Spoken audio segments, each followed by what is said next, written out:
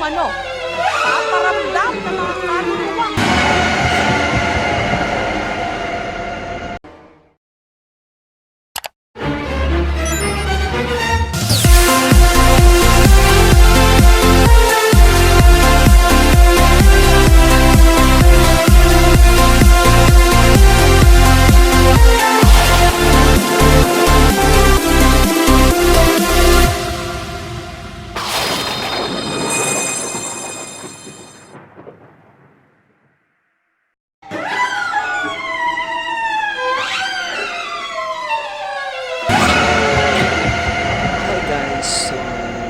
This is CINELarawan vlog. So, tara na po. Gawa po tayo ng template ng yes or no ng ating Spirit of Maya para sa 3 AM challenge mamaya. Okay, so ang need natin is lapis at yung ating yung ating baso. Okay, so guys, ang next natin gagawin is yung board natin. Okay, so vellum board. Okay, so vellum board. Nanonood sila ngayon. Tara, buksan na natin at gawa tayo ng template ng yes or no.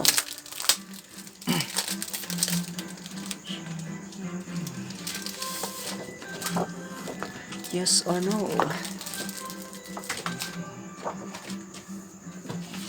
So, magdodrawing ngayon tayo ng yes or no para tingnan natin kung mag-work or anong pa nga ba. So, tala.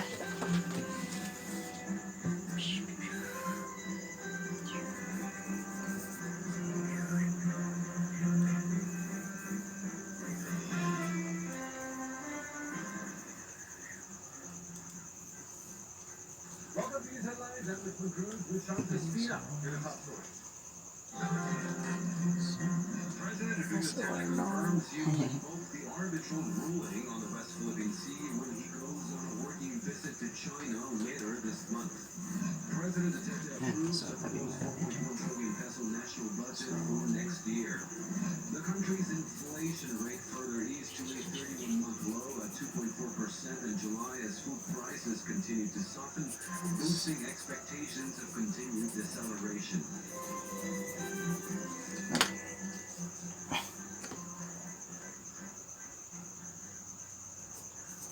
Palace just confirmed that President Enrique Duterte's upcoming working trip to China will indeed Yan. be the moment. So, tapos baliktad po pala. So, yan na po. So, yes and no. So, ito po yung gagamitin natin mamayang 3 AM. Okay? So, sa ating 3 AM challenge. So, wala yung aking kakalkalin ko lang yung aking bag. So, yan. May kandila na din tayo. President Enrique Duterte is set to pay a working visit to China possibly by the end of August during his speech at the last oath-taking of the newly elected officers of the Federation of Filipino-Chinese Chamber of Commerce and Industry Incorporated in Malacanang.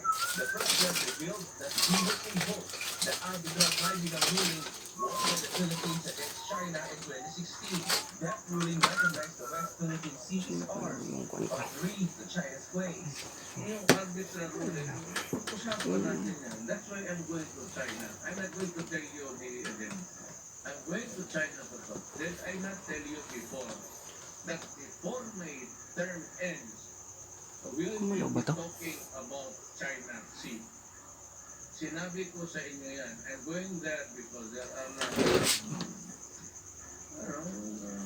sparkles na which need to be addressed immediately. According to Malacanang, there will